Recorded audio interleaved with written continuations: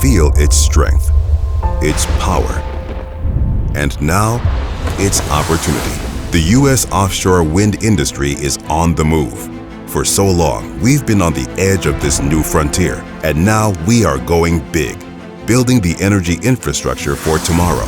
And it's all thanks to the monumental investments the U.S. is making into offshore wind energy today.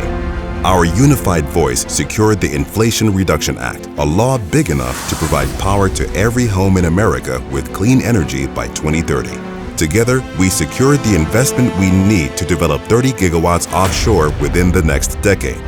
That's more than 713% growth for the U.S. offshore wind industry.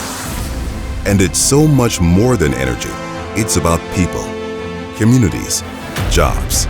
We are creating the 21st century workforce, focusing on domestic manufacturing and good-paying jobs and union jobs, renewable, reliable energy independence.